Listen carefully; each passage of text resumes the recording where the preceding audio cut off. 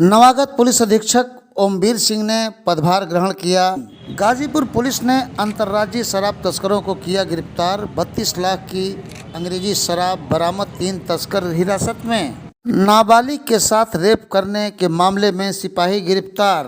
तस्करी व अन्य मामलों में भाजपा नेता जयप्रकाश जेल से जमानत पर छूटे। इश्क के चक्कर में युवक ने लगाई गंगा में छलांग, वीडियो हुआ वायरल। एनडीआरएफ टीम खोज रही है शव को। खबरें विस्तार से।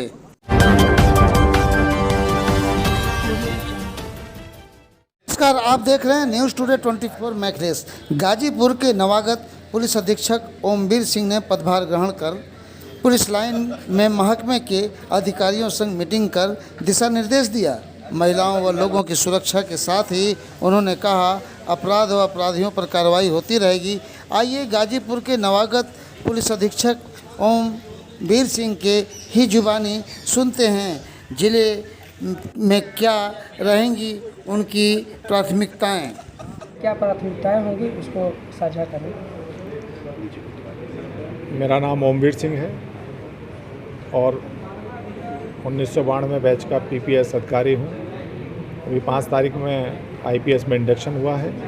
जनपद गाजीपुर में पुलिस अधीक्षक के रूप में ये मेरी पहली तैनाती है। जहाँ तक मेरी प्राथमिकताओं का संबंध है, जो शासन की प्राथमिकता है, कानून का राज्य स्थापित रहे, गुंडे माफियाओं के विरुद्ध कठोरतम कार्रवाई हो, यही मेरी प्राथमिकता है।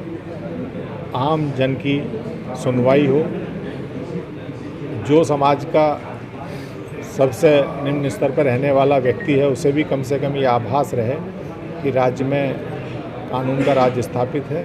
उसकी बात हर स्तर पर जहाँ तक वो जाए, जहाँ भी अपनी शिकायत दर्ज कराए, उसकी बात पूरी गंभीरता से सुनी जाए, उसका समाधान किया जाए। जहाँ तक महिला संबंधी अपराधों के बारे में है, उसमें 0 टॉलरेंस है।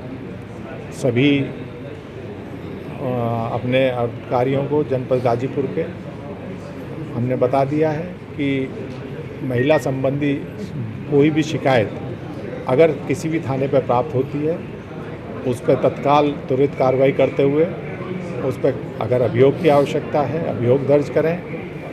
अगर मौके पर जाके उसमें कोई काउंसलिंग की आवश्यकता है वो करें, क्योंकि महिला अपराधों का आयाम वृहद आयाम है। उसमें कई बार काउंसलिंग की भी ज़रूरत पड़ती है। इसी तरह से जो अन्य आपराधिक कृत्य हैं और जो हमारे जनपद के चिन्हित अपराधी हैं, माफिया हैं, गुंडे हैं, उनकी यद्यपि पूर्व में भी बहुत बड़ी उपलब्धि इस जनपद में प्राप्त की गई है। उनकी संपत्तियां गैंगस्टर एक्ट के तहत सीज की गई हैं और ये कार्रवाई निरंतर रूप से चल रही है। वर्तमान में भी एक टास्क फोर्स जनपद में सभी माफियाओं की जो भी अवैध तरीके से अर्जित संपत्ति है उसका चिन्हीकरण किया जा रहा है, आइडेंटिफिकेशन किया जा रहा है तथा कानूनी दायरे में लाके उन सब संपत्तियों को सीज किया जाएगा। जहाँ तक अपराधियों को सज़ा दिलाने की है, तो माननीय न्यायालय में पैरवी की जा रही है, पुलिस द्वारा प्रभावी पैरवी की जा रही है और अपराधियों को उनके किए गए कृत्यों के लिए जो भी चार्जशीट पुलिस द्वारा दी गई हैं और इस समय प्रचलित हैं, उसमें कठोरतम सज़ा उन लोगों को हो, अधिक से अधिक सज़ा हो, इसका प्रयास भी पुलिस द्वारा किया जा रहा है। जनपद बिहार के बॉर्डर से जुड़ा हुआ है और बार बार आरोप लगता है कि गौ तस्करी हो रही है और शराब की तस्करी हो रही है। इसको लेकर सर क्या आपकी रणनीति है? अभी जो मेरी चर्चा अधिकारियों के साथ हुई है उसमें इस तरह की शिकायतें प्राप्त होती रहती हैं कि जो बॉर्डर है उससे यदाकदा गो तस्करी की शिकायतें, शराब की और एनडीपीएस जो सब्सटेंस हैं उनकी भी तस्करी की और उनके कंजम्पशन की शिकायत प्राप्त होती हैं। पुलिस द्वारा निरंतर इसमें कार्रवाई की जा रही है। जो पुरानी कार्य योजना है उसका भी हम अवलोकन करेंगे और उसको और किस तरह से रोका जा सकता है उसमें जो लोग हैं उनके खिलाफ़ और बेहतर तरीके से किस तरह से हम उनका चिन्हीकरण करके उनके विरुद्ध कठोरतम कार्रवाई की जा सकती है, इसे भी देखेंगे। लेकिन आप लोगों को मैं पूर्ण विश्वास दिलाता हूं कि इस तरह की जो भी बॉर्डर अक्रॉस द बॉर्डर इस तरह के क्रियाकलाप अवैध रूप से अगर होंगे तो उन पर कठोरतम कार्रवाई की जाएगी। अगर कहीं किसी सिस्टम की संलिप्तता पाई गई तो उनके विरुद्ध भी कार्रवाई की जाएगी। गाजीपुर पुलिस ने रविवार को कोतवाली थाना क्षेत्र के जमानिया मोड़ के पास से 3 शातिर अंतर्राज्यीय शराब तस्करों को धर दबोचा। मुखबिर की सूचना पर पुलिस ने तेजी दिखाई। डीसीएम ट्रक की जब तलाशी ली गई तो अंग्रेजी शराब का जखीरा बरामद हुआ।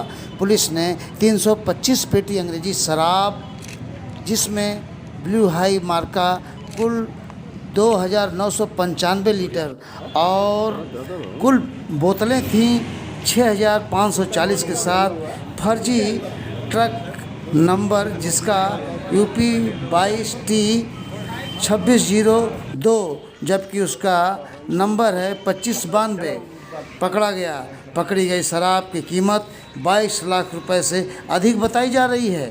पकड़े गए तस्करों में बलिया चितबड़ा थाना क्षेत्र के बासदेवा गांव निवासी, जिनका नाम है रोहित उपाध्याय, रमेश राजभर, चंदन राम शामिल हैं। पुलिस और भी जानकारी जुटाने में लगी है। सभी के खिलाफ आबकारी अधिनियम के अंतर्गत कार्रवाई कर चालान भेज दिया गया। आइए सुनाते हैं एसपी सिटी गाजीपुर ने क्या कहा। सर, भारी मात्रा में शराब बरामद की गई, 3 अभियुक्त गिरफ्तार, क्या पूरा मामला है सर, क्या बताएंगे? ये एक डीसीएम में 325 पेटी अवैध रूप से शराब ले जाई जा रही थी। मुखबिर को सूचना मिली थी तो चेकिंग कराई जा रही थी, तो उसमें हमें एक डीसीएम मिला जिसकी चेकिंग में हमें 300 पेटी शराब मिली, जिसके लीटर में लगभग 2925 लीटर है। और पूछताछ में फिर इसके 3 अभियुक्त मिले हैं, जिनको गिरफ्तार भी किया गया है। इन पे अभियोग पंजीकृत कराया गया है। कुछ इसमें लोग भागे हुए हैं जिसके बारे में जानकारी ली जा रही है, और जैसे ही जानकारी होगी उनकी भी गिरफ्तारी होगी। साथ ही साथ इस पे आगे गैंगस्टर की भी कार्रवाई करके इनके संपत्ति जब्तीकरण कराई जाएगी। गिरफ्तारी कहाँ से हुई है सर? यह गिरफ्तारी कोतवाली सिटी से ही हुई है, क्योंकि यहीं पकड़ा गया है। सर, ये शराब किस प्रांत का हो सकता है? ये बाहर से प्रांत का है। इसकी कीमत क्या होगी सर? कीमत लगभग 32-33 लाख के आसपास होगी। कितने लोग गिरफ्तार हुए? 3 लोग। गाजीपुर के सैदपुर कोतवाली थाना क्षेत्र के नेवादा गांव के सिपाही सतीश पाल को पुलिस ने नाबालिग के साथ रेप के मामले में गिरफ्तार किया। लेकिन आपको बता दें कि गिरफ्तार सिपाही ने पंचायत में शादी करने की बात कही थी कि लड़की जब बालिग हो जाएगी तो शादी करूंगा, लेकिन अपनी बातों से मुकर गया। पीड़िता के उक्त मामले में एफआईआर दर्ज कराया। पुलिस ने धारा 376, 504 व 5L6 पास्को एक्ट के तहत गिरफ्तार किया। आरोपी फायरमैन के पद पर प्रतापगढ़ में नियुक्त था। वर्तमान में वाराणसी पुलिस लाइन में ट्रेनिंग ले रहा था। अब सलाखों के पीछे। गाजीपुर जमानिया कोतवाली क्षेत्र के रहने वाले जयप्रकाश गुप्ता भाजपा के नेता हैं और गौ तस्करी आदि के मामले में जेल में थे। आज इन्हें जमानत मिली, लोगों ने स्वागत किया। सुनाते हैं क्या। जयप्रकाश जी, काफी लंबी लड़ाई के बाद अब आज आप जेल से बाहर आए हैं, क्या कहेंगे? सबसे पहले तो मैं सम्मानित जनता जनार्दन और सम्मानित पत्रकार बंधुओं का स्नेह और आशीर्वाद का धन्यवाद देता हूं, और इनके जो है सम्मान में बोलने का कोई वर्णन नहीं किया जा सकता है। मैं उनका कर्जदार हूं। रही बात जनता जनार्दन की और षड्यंत्र की, तो आप लोगों ने देखा कि ये प्रशासन और दलाल और अपराधी किस्म के लोग जो है प्रशासन से मिलकर जो काला कारोबार करते हैं, मैं उनका बार बार विरोध करता हूं। तो फर्जी मुकदमे में बार बार फंसाने का प्रयास करते हैं, तो मैं बार बार विरोध आंदोलन करके तो फर्जी मुकदमे से बच रहा था। मगर ये जो दशहरा का समय था, नवरात्र का पवित्र समय था, भगवान श्री रामचंद्र जी ने कहा, भगवान भोलेनाथ ने कहा कि ये समय असत्य पर सत्य की जीत का है और षड्यंत्रकारियों को षड्यंत्र करने दो, तभी पर्दाफाश होगा। तो मैंने इनके जो षड्यंत्र का मैंने विरोध नहीं किया, तो ये बलपूर्वक मेरे को षड्यंत्रकारी और काला कारोबार करने वाले प्रशासन के लोग मिलकर मेरे को गिरफ्तार किए। गिरफ्तार करने के बाद पूरी जनता जनार्दन ने देखा कि सीधे रामलीला जमीन पर कब्जा करने का प्रयास किया गया और फर्जी कमेटी बनाने का, रामलीला अध्यक्ष बनाने का काम किया गया, जो कि प्रशासन का कोई अधिकार नहीं है ऐसा करने का। प्रेम प्रपंच के चलते चंदौली के सकलडीहा निवासी युवक ने लगाई छलांग। आपको बता दें कि प्रेम प्रपंच के चलते युवक ने लाइव वीडियो बनाया और बात करते हुए लगाई छलांग। युवक के शव की तलाश में जुटी है एनडीआरएफ की टीम, गंगा नदी में ढूंढ रही है शव। घर के परिजनों में मचा है कोहराम। सैदपुर थाना क्षेत्र के सैदपुर चंदौली का है मामला। इसके चलते गई युवक की जान। मृतक के भाई ने क्या कहा, आइए सुनाते हैं।